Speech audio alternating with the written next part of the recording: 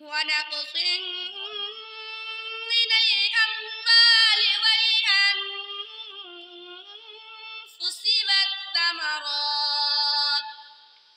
وبشر الصابرين الذين إذا أصابتهم مصيبة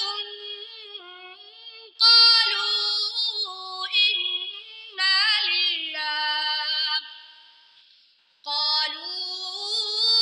إنا لله وإنا